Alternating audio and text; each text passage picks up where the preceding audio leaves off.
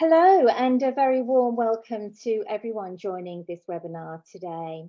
My name is Liz Jewell and I work as the Family Support Counsellor with Fragile X Association Australia. Before we begin, I'd like to acknowledge the traditional owners of this land and pay my respects to elders past, present and emerging. We would like to acknowledge that this webinar has been supported by a grant from the Qantas Foundation Side by Side programme, and using this grant to fund the development of several webinars and videos to support families living with Fragile X. It's my pleasure to open this webinar titled The COVID Toolbox and to introduce our two guest presenters who will share a collection of practical ideas for parents and carers of individuals with Fragile X to help reduce some of the many challenges they may be facing during these unpredictable times. We're delighted that this is the first of a series of webinars they'll be presenting for Fragile X Association of Australia. Bev Kadish and Bev Sher are highly regarded allied health professionals who are committed to supporting Fragile X families in particular. Whilst based in Victoria, they are very well known Australia-wide. They both work in their professional capacity as members of the Fragile X Alliance Clinic team, as well as through their own private practices. Bev Kadish is an occupational therapist. Bev qualified in South Africa and specialised in sensory integration and neurodevelopmental therapy. Bev has more than 25 years experience and her special interests include sensory processing disorders and school readiness. Bev Sher is a speech and language pathologist and a qualified drama teacher. Bev immigrated to Australia from South Africa in 1988 and for more than 20 years has worked extensively with preschool children, primary school students, adolescents and adults. Bev enjoys supporting students with language-based learning difficulties, as well as those with autism spectrum disorders, to cope in a mainstream educational setting. I shall now hand over the reins to both Bevs so they can begin their presentation. Thanks, Liz, for your kind words there. And I just want to say on behalf of both of us, we are very honoured to be here tonight. I think Bev and I sort of came up with this idea after feeling that we are tired of being in lockdown. We are tired of having these issues coming to the fore all the time. And we thought, how can we help to support families at this time? So we're going to speak, I think, from a perspective that's mainly going to suit the Victorian and New South Wales residents, having experienced the most of the COVID sort of lockdown and the most difficult times of COVID. Fortunately, other places in the country, the Queenslands, the Western Australias have had it much easier than we have. But I'm hoping that some of what we say tonight will be meaningful to you. And of course, there's question and answer time at the end.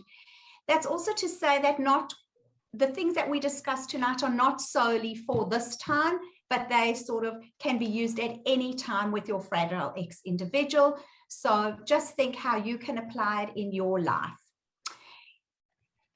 When I think about Fragile X, one of the first things that I think about is predictability.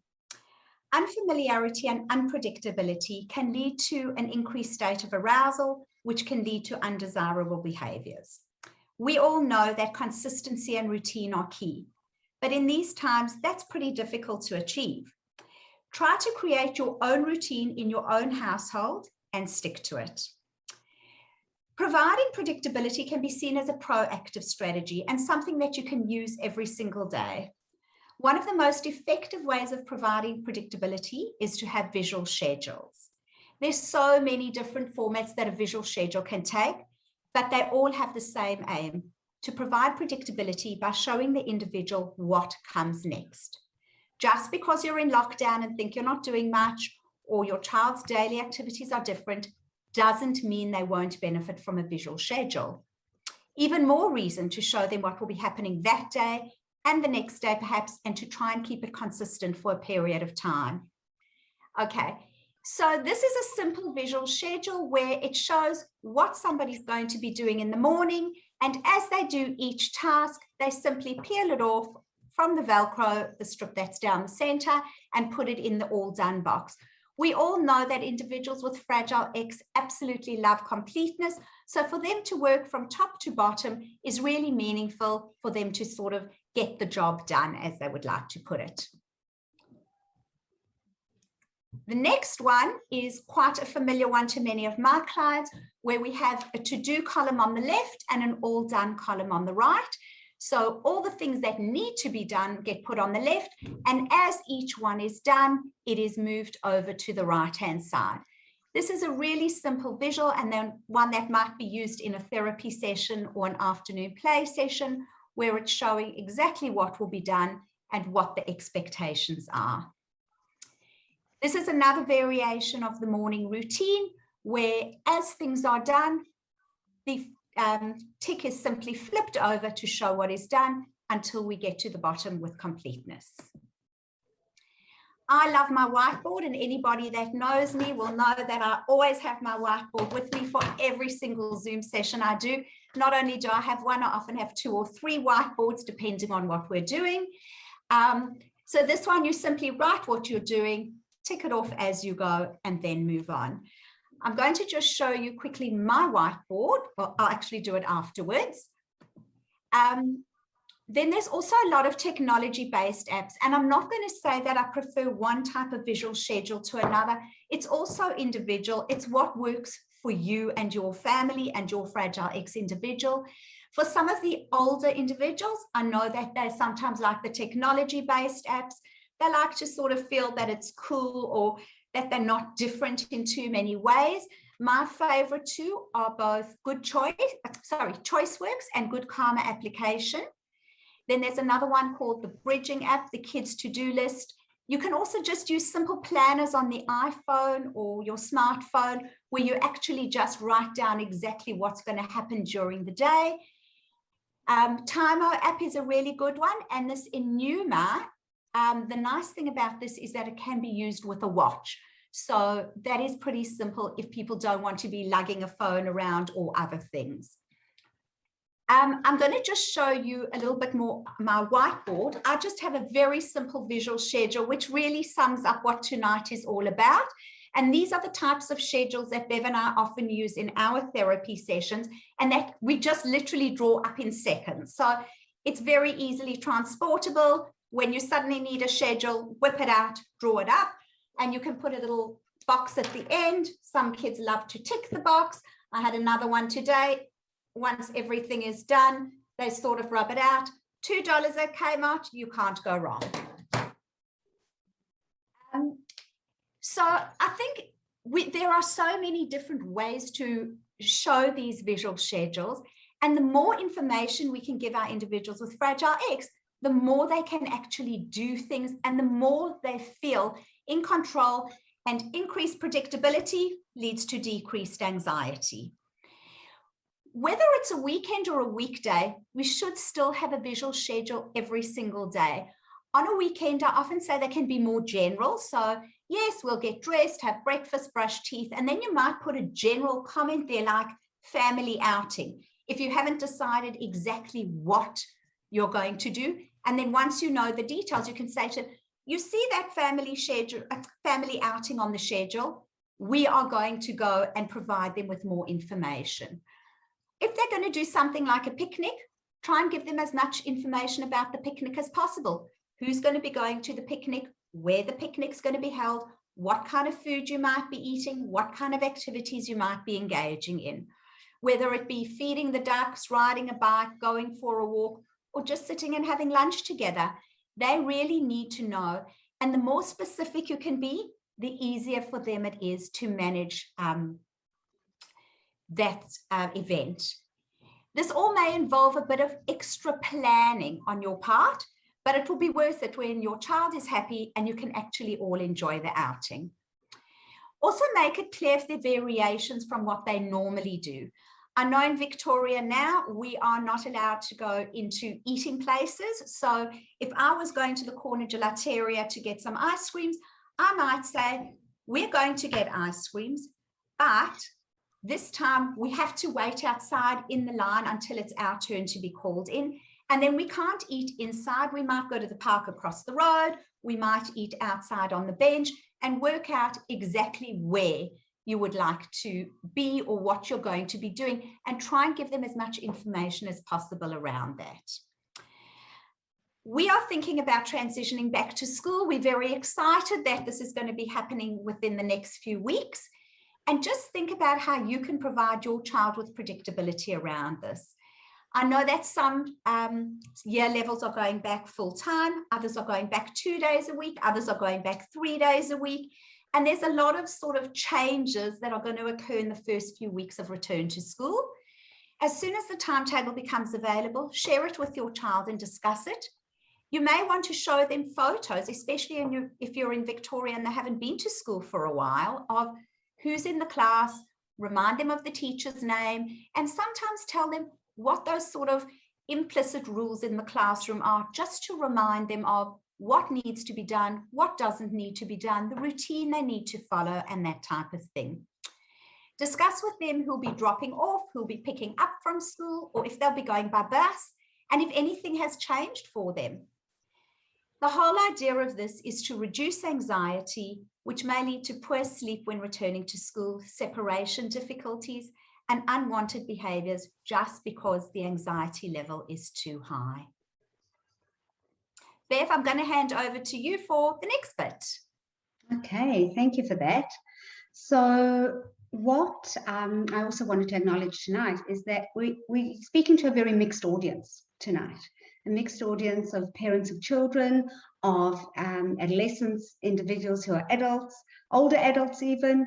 So we wanted to put in a little bit of everything. So just adding on to what Bev said, for example, the visual schedule where you move the one item to the other.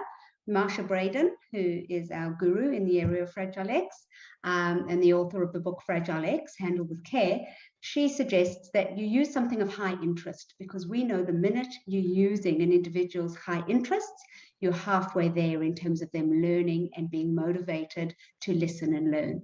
So, for example, if it's a young child who absolutely loves trains, what you could do is go order online some little train buttons, put them on the Velcro circles, and make some little houses or stations on the other side of the page. And it's the idea of the train moving along the track to the station.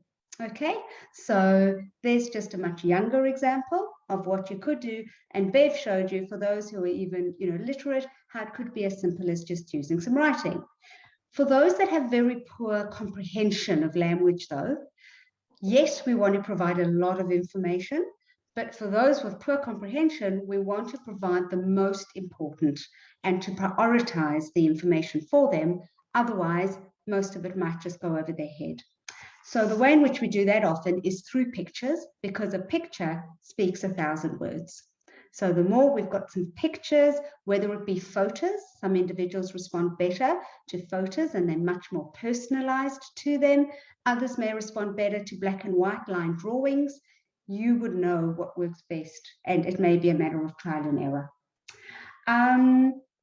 Moving on from what Bev said, a lovely strategy to use is something called social stories, which some of you may or may not be familiar with. They were originally invented, for want of a better word, by a woman named Carol Gray, and she has a great website called carolgraysocialstories.com, and that's Gray, G-R-A-Y. So C-A-R-O-L-G-R-A-Y, socialstories.com. And the amazing part of social stories is there are so many freely available social stories on the internet. However, I find the more personalized your social story is, the better your individual relates to it. So what is a social story? Basically, you choose a concept or a context, a situation, or a particular skill, and you're providing the individual with Fragile X or with autism some insight into better understanding that concept or that skill. So how do we do that? First of all, we choose one particular area that we'd like to target. So it may be as specific as going for my COVID-19 vaccination. Okay, and what we do is we research beforehand as much as we can find out about where are we going, what is the setup of the room, How long will it take? Who will we see? Do we have any idea who we'll be seeing? What will happen just before they clean the skin? Then they'll clean the skin. At that point, they'll get the vaccination ready. Will it be in the left arm? Will it be in the right arm? The more information you can research beforehand, the better your social story will be. So that's tip number one. Tip number two is, if you can get some photos or video footage from the internet beforehand, all the better. Because when we know what's coming next, we feel calm. It's the unknown that sets us into a spin, especially in this population. So it may be a matter of contacting the school that your child's going back to find out what changes have been made, or contacting the vaccination hub or centre to say to them, you have somebody with special needs, are they able to send you through some photos or video footage that you could then put into a story? So the story isn't a once upon a time story. It's about the experience that's going to happen. And we build in as much predictability in that story as we can. But what we avoid is we avoid using any absolutes. So absolutes are words like, you will be seen in this room. And we prefer to use things like, you might be seen in this room, or you will always feel some pain when the needle goes in. Some people don't. Okay, so words like you might, or some people may feel nervous. And I'm glad I went onto the word nervous, because we make the stories as descriptive as we can with as much emotion-linked information as possible. So the thoughts that may be going through the individual's mind, the thoughts that may be going through others' minds around them, the fact that if they're feeling nervous, most people feel nervous going for a vaccination. We put in the fact that it's okay. And I've been fortunate enough to hear Carol Gray present in person, and I love that message more than anything else, that, you know, many people feel nervous. That's okay. The idea of, we don't have to freak out about it. It's okay. That's what's expected. So it's a breakdown in as much detail as possible of the actual steps, of the thoughts, and of the feelings associated with an experience or with a particular skill. I love writing these social stories with my kids and adults with Fragile X, because even if they can personalize it by giving me one word or one particular phrase that they may use all the time, I put that into the social story. I put their name into it. I usually write it in the first person. So my name is John. I am 45 years old. I have Fragile X syndrome. Tomorrow, I'm going for my vaccination. So find something off the internet, okay, and adapt it, personalize it to your individual with Fragile X.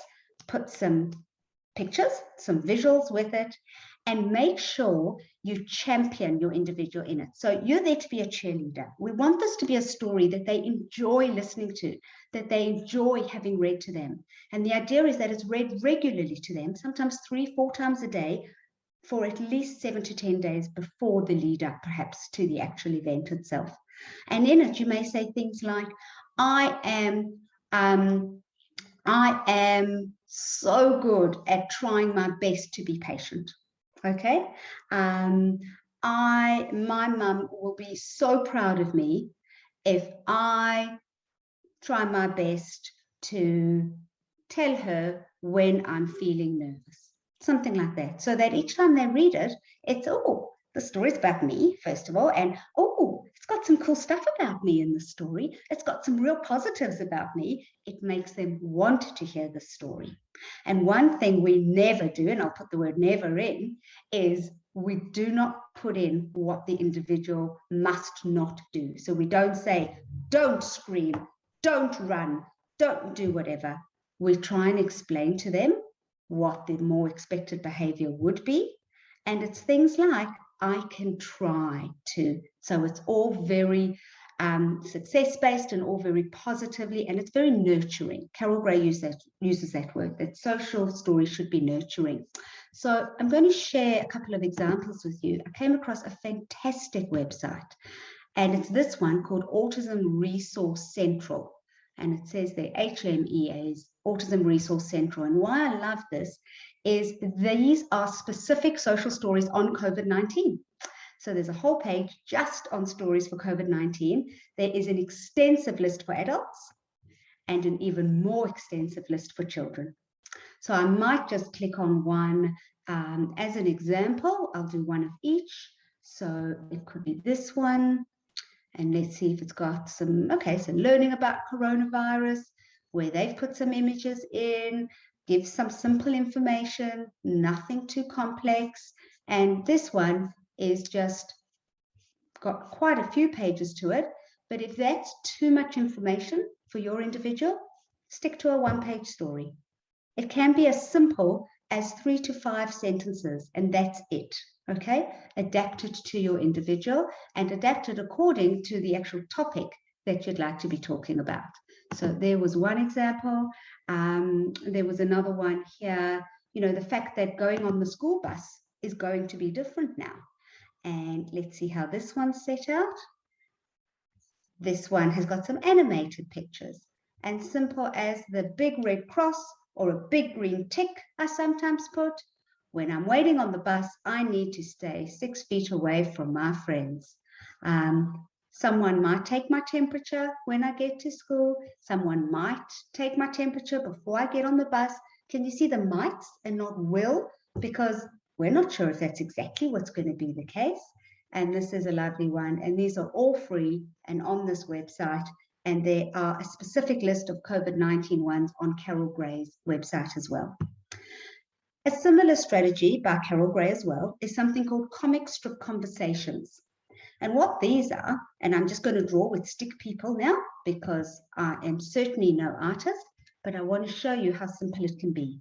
A comic strip conversation is like a comic where there are speech bubbles and thought bubbles, and they help the individual to get some insight into when they do something, what others might be thinking or feeling, as well as some of their own thoughts. So it could be something like drawing a stick man, and his thought bubble is, and you know, if it's John and John has a favorite red jumper he always wears, you draw on his red jumper, you personalize it as much as you can. And in his thought bubble, he's thinking, I don't want to go for my vaccination. So you're validating the thoughts and feelings of showing what he might be thinking. And then you could draw mum, and mum's thinking, I don't want to go for my vaccination too. And I think that's an important part of a strategy with this COVID, normalizing and that it's okay to feel what we're feeling, but also that we're all feeling these feelings. It's not, I've got this, you know, nothing scary for me, but it's all just you who need, you know, I'll tell you exactly what you need to do, etc. We're all in this together and we're all learning together. Another thing you could do is, this could be the nurse saying, come this way for your vaccination. And then another thought might be, I wonder if it's going to hurt. So just a lovely way to show visually through pictures. We know Fragile X learners are visual learners. The thoughts and feelings, which are very, very abstract, it's a way to make it more concrete. So those are called comic strip conversations. A couple of other ideas I might just touch on in terms of lockdown, being home, having to share space well with others. I've worked in the area of social skills for many, many years, and the best definition I've ever heard of what are, you know, why do we work on social skills is to teach individuals how to share space well. And if ever there's been a time when we've needed to learn how to share space well, it's from the onset of COVID, when you're in lockdown and when everybody's at home for much longer periods, less respite, less day programs happening, we need to share space well. So some of these suggestions I'm going to make now are for much higher functioning individuals with far higher language and understanding, which I know there are several of you on this webinar tonight. So I'm just going to mention a couple of ideas. One would be the idea of the gates of kindness. This is something I thought of teaching individuals that we've got these imaginary gates in front of our heart. And, we can actually sometimes determine whether someone else's gates of kindness are going to be open or closed based on our behavior. So, for example, if I'm going to yell and scream, you could tell them that as the mum, your gates of kindness start closing and you don't want to do nice things and play with them or buy them special treats or take them for an extra walk, okay? Things like that. So this idea of my gates of kindness, and they'll always open again, but sometimes what you might be saying or doing makes my gates of kindness shut. Let's see what we can do to keep my gates of kindness open. And 5 praises to everyone. Oh, my gates of kindness are shut. Whenever they're doing something that you're really proud of, you can say, oh, wow, that really kept my gates of kindness open, or opened my gates of kindness. Okay, so that's one idea. Another one is the idea of, it's called having a growth mindset. A growth mindset means that when things are difficult or a little scary for us, every time we have a go at doing them, we make our brain stronger and smarter. Okay? And the idea is that it's never, this is across our lifespan. Whenever we face something that is challenging or makes us a bit scared, that is an opportunity that should be celebrated. So yeah, this is hard being at home, but how exciting is it that because we can't go to school and we want to go to school, we can make our brains stronger and smarter by finding some things that we could do at home and learning something new. Because every time we learn something new, we make our brains smarter and stronger. And that usually really appeals. So there's that idea. The power to choose. So some individuals, and I'm not including the individuals here who, due to their hyperarousal or anxiety states, when they're out of control with their behavioral choices. But other than that, there's so many things that we cannot choose in COVID, that we don't have control over. But there are some things that we do have the power to choose. So they may have the power to choose what they'd like for dinner that night. They may have the power to choose whether they're going to speak respectfully to the people around them, or whether they're going to yell and get really frustrated with the people around them. So this idea of you have the power to choose, and enabling them to have as many opportunities where they do in fact have the power to choose, as well as understand that there may be times where nobody has the power to choose. We just have to follow the rules. Couple more minutes and then I'm going to hand back to Bev Kadish. Yeah, the idea of a roller coaster, I think, is, you can see I try and use very concrete metaphors or lots of imagery or lots of visuals, the gates of kindness, because you just need a visual as a reminder sometimes. The roller coaster, at times, things are great and we were allowed back at swimming and back at our dance classes, but now we're in lockdown again. And it feels like we're at the bottom and it feels difficult for us. But in a few weeks' time, the idea is we'll slowly be going up and get to the top of the roller coaster again. And it's possible that there might be another lockdown. So just that inconsistency could be a good one. And finally, a quick one, ready, not ready. So this is something Bev and I learned at the American Fragile X conference. A simple red circle and a green circle that are left maybe on the dining room table or in the kitchen or in the bathroom, just again to empower that individual to feel like they have a bit more control.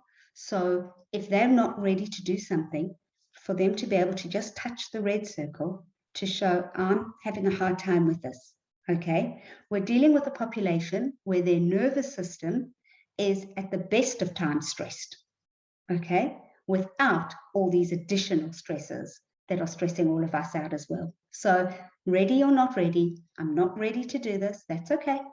Just not ready. And it might just be you taking those extra breaths to just be more patient. And hopefully when they feel more empowered and have that power to choose, they touch the green, which shows that they're more ready. Okay, back to you, Bev. Okay. This ready and not ready is a really powerful tool. And I think sometimes, even with verbal people with Fragile X, sometimes their anxiety just gets the better of them, and suddenly they can't say to you, hold on, I'm not comfortable to do that, or I don't know enough about it, or I don't really want to do that. And they actually become so flustered, and that's where we see sort of behavior meltdowns and that kind of thing. So I think using this ready and not ready, we've seen in our practice how valuable it can be for even higher functioning individuals where anxiety suddenly overwhelms them and they just cannot actually behave in their usual manner. I'm going to talk a little bit more about when we see behaviors that are undesirable and meltdowns are starting to occur and your individual becomes dysregulated.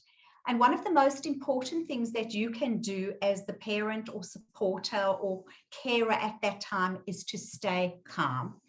I'm going to share with you a slide now about something called co-regulation. And what it really is that it's a process between two people. So as the name suggests, co-regulation is two people and they're working together. And what is happening is the one is trying to help the other one to achieve a more regulated state. And in doing so, they are trying to help the other person to come from a place where they're really not coping, where things are just seeming unmanageable, incredibly difficult. They're going into meltdown and they're just helping to bring them out before they get to that meltdown state. So the one person who is the caregiver is just being calm, very matter of fact, talking in a nice, kind, gentle voice. I know that we as ladies often get very hyped, and when something starts going wrong and your child or your individual is screaming and tantruming and shouting, you tend to go and say, stop doing that. You just really need to be your calmest self. Your behavior needs to look calm. Your voice needs to sound calm. And it's like they will be mirroring you to achieve a state of calm. And it's where the one person really feeds off the other and just almost takes on the state of the other person. I know there's somebody on this Zoom who recently said to me, and this person has a late 20s individual with Fragile X, and she just said to me, this has been one of the most valuable tools that we've learned over time. She said, my husband's always been really good at calming down our individual, but I've often been powerless. And the way we've gone about it with her is sometimes to just sing to them, sing their favorite song. And she said, I didn't realize that that singing would calm me down, and it's calmed them down as well. Number one, because it's something familiar and they like it. Number two, because it's also a bit of a distraction from whatever the stimulus is or whatever's going on. So they are so much calmer. Sometimes in that situation, you as the caregiver might need to walk into the situation and go, okay, I need to actually think about my behavior and what I'm doing. I'm not going to scream. I'm not going to shout. Instead, I'm going to take a few deep breaths and then I'm going to move on. You can also do things like use a stress ball in that situation, or just sort of take a few deep breaths yourself. Sometimes they will watch you and mirror you taking those deep breaths. If you're not great at singing, and you don't have to be good at singing, I know I'm awful, but I have used this, and I often think if people saw me in some of my therapy sessions, they'd think I'm crazy, but I promise you this really does work. Just put it like on Spotify on your phone, put it as a favorite song or somewhere else that you can access it quickly, pull out the music and just use that as a calming sort of strategy. Can I jump in there, Bev, just Yeah. to talk about the idea of music and singing? So with one of my adult clients with severe social anxiety who has Fragile X, what we did is we changed the words to a song that she would know the tune of. So I encouraged her to do it to like a modern song, but she couldn't think of one. So I said, you know what, let's just do it to like a lullaby type tune. So we used the tune from Hush Little Baby, Don't Say a Word, that kind of thing. And we put some words that were personalized to her, to the song. And I'll just sing it to you, the one little verse we made up. And she texted me that night and she said to me, I can't tell you how helpful that song has been. She said, as I'm feeling anxious, I just start singing those words to myself. This technique has been awesome. So I'm just going to sing it to you. And again, I'm no singer, but so to hush little baby, don't say a word. We put our own words. We went, my fear is screaming, it's not me. It's playing tricks for all to see. Just do some breathing, you'll be fine. The panic gets less and the sun will shine. And that's all we did. We did one little verse, but just that idea of having a song can be really great as well. Thanks for sharing that, Bev. I think in these challenging times, parents are feeling really stretched. I think sometimes people just sort of tend to go into meltdown because nothing sort of seems to be normal as they know it. And we just sort of need to be equipped at these times to say, right, I need to help them co-regulate. Things are derailing a little bit. I need to get them back on track. And you can also at these times give them a little bit more predictability. I also just want to discuss the importance of some self-care for parents and the importance of sleep. I know Bev's going to discuss this a little bit more later, but if somebody's offering respite care, say yes, please. Don't be too proud. Don't think it's a way of showing weakness. It really is important that you nurture and look after yourselves. And I think that some people have not had support workers. They haven't had grandparents. They haven't had the usual network of support they have. And you just need to be aware of your own mental health and that you have had enough sleep. If you've had enough sleep, you can be a much better parent to all your children, to everybody, and you can be a much nicer person in general without having to think consciously about it. These things just happen. Now, your child also needs enough sleep to be at their best, and they need a balance of quieter and more busy times each day. I know a lot of individuals with Fragile X are taking melatonin to help support sleep routines, but they also need something which is a bit more of a balanced profile of active and more passive activities to help them to sleep at night. If they've only been sitting in front of the TV, computer, having a really sedentary day, night may come and they don't feel tired. And why would they? There's no reason to feel tired. So just try to remember that every single day, we need to have a balance of active and passive activities. Things like going for a walk, taking a bike ride, playing ball at the park or in the backyard, playing chasey, jumping on a trampoline. There's so many different things you can do. There's also lots of different apps and programs on the computer, which are just short 5-minute, 7-minute exercise programs for children, for adults. We all need a balance throughout our day. Some people also have a sensory diet, and I'm just going to touch on what a sensory diet is. It's activities which are used to help maintain appropriate arousal states throughout the day. So at certain times of the day, you do need to be more active, more alert, ready to learn. And other times of the day, you really need to be more sleepy, calmer, depending on what you're doing at different times throughout your day. Your OT can help you to devise a sensory diet if you don't have one. They're generally specific activities that suit your individual to maintain their best state of arousal throughout the day. And then I just want to also highlight one other thing, and this applies to everybody, children, adults, whoever you are, whatever stage of life, that we need to have a good wind down routine before we go to sleep. We cannot expect to go to sleep when our brains are alert, our minds are thinking about 100 things, and we're actually not feeling tired at all.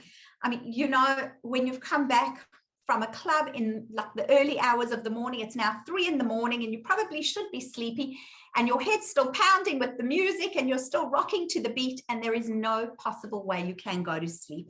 That is because you are in an aroused state and your arousal level is way too high. So how are we going to bring this arousal level down? The first and most important thing is that there should be no blue light. So that means no technology for 90 minutes before going to bed.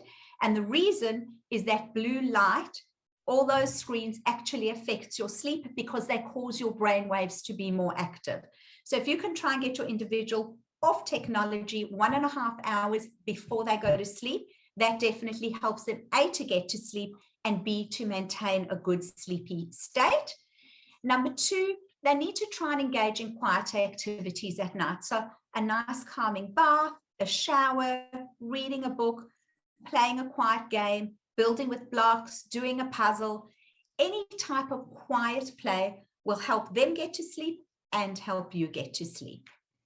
Great. So I'm going to finish off now, and we're doing well time-wise, but we did want to leave a sufficient amount of time for questions. And I'm going to touch on a few more ideas, and then we'll finish off with a short 1-minute video that I found that I thought was great. So leading on from some of the things Bev said, I didn't mention earlier, and I meant to, another strategy we use is the idea of the size of the problem and the size of the reaction. So what happens is it might be a small problem, but to the individual, they have this huge reaction because they see it as this huge, big problem. So we can help them by helping them to classify whether something's a small problem or a big problem. And if it's a small problem, then we can just shrug it off. It's okay, or we get a small solution to fix it. But a big problem, they need to know, is an emergency. So that's when we dial 000, that's when we call the police, whatever the case is, and that needs a big reaction. We try and show them the imbalance between the size of the problem and the actual size of the reaction, that for small problems, we can try have small reactions versus big problems need those big reactions. Co-regulation, my understanding, and Bev will correct me if I'm wrong, but often it's more about regulating yourself as the parent or the therapist or the carer and staying calm yourself so that the child doesn't feed off your heightened state and your heightened anxiety as well. So if they are constantly hearing you talking all day about, did you hear the new numbers? This is a tier 1, that's a tier 1. Maybe make a conscious effort to have these discussions when not in earshot of the individual with Fragile X, or maybe not having the news going on constantly. One of my clients with Fragile X, he can do an impersonation of Daniel Andrews and reading out the daily broadcast that Daniel Andrews does to a T. And why is that? Because we know individuals with Fragile X have this absolute superpower, and that is the strength of imitation. So how can we, and I think this was an excellent question in the chat, how can we use this co-regulation without overwhelming with additional words? Or if we just model a calmer state, doing some really good repeated deep breathing, which there is evidence that it actually does change our brain activity at the time, whether it be a figure 8 breath where we breathe in on the one part of the 8 and out on the other part of the 8, whether it be using a balloon, big breath in, imagining the balloons getting smaller when the air comes out. Another one I've seen, smelling the roses and then blowing out the birthday candles. But this repeated breathing activity, sometimes it doesn't need words at all. It will help you regulate yourself. And by doing that, we're hoping that your individual with Fragile X will imitate what you're doing to regulate themselves as well. Yeah, I love the analogy of the oxygen mask. When there is an emergency or a crisis on an aeroplane, you're always told to put on your own emergency mask before putting on your dependent's emergency mask. And that is because you are, especially during COVID times, the individual in your life's biggest support. Okay, you're their biggest tool. And if you're not functioning at your optimum and your best, you're not giving of best service to them either. So whether it be accessing some mental health support for yourself, okay, or whether it be accessing some extra respite and using your NDIS package possibly in a different way to how you would have used it pre-COVID, okay?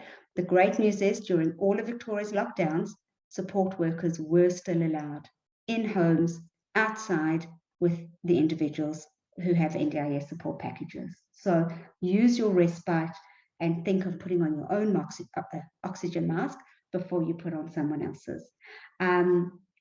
We try and teach our clients the idea of it's okay to have any feeling. It's absolutely okay. It's not okay to start hitting, kicking, spitting, but it's okay to have those feelings. And maybe what we need to remind ourselves as the adults is, in those moments of stress, have the big feelings on the inside, but the small feelings on the outside.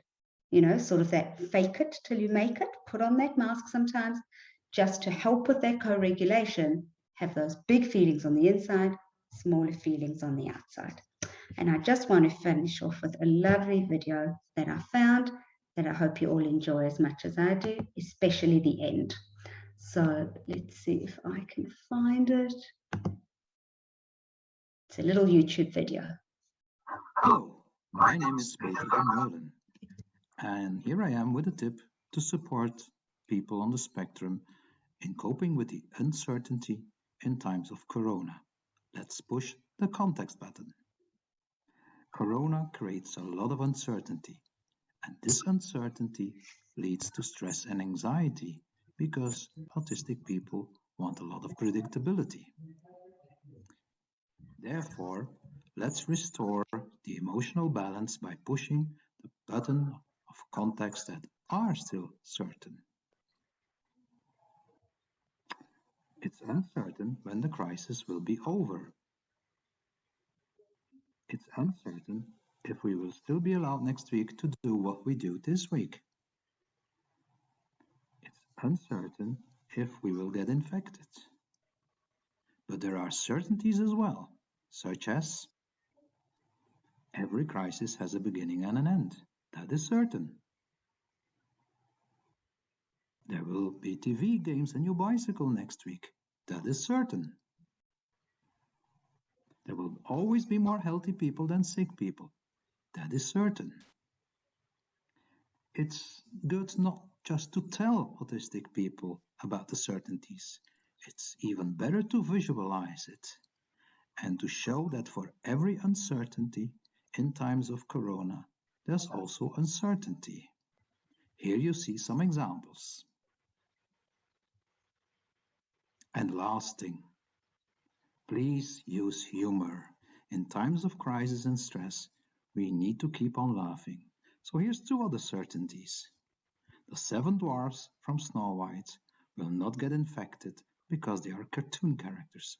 So it's a certainty that there will always be 7 dwarfs. And another certainty is you cannot infect other people by farting. So it's still safe and healthy to fart.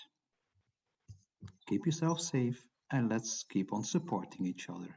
Bye-bye. Thank you. Oh, well, my sincere thanks, Bev Sher and Bev Kadish, for giving such a rich and informative presentation this evening. And thank you to everyone who's joined us and for your questions and comments. And once again, we'd just like to thank Qantas for supporting this webinar through their side-by-side grant programme, because it wouldn't have been made possible otherwise. Thank you so much.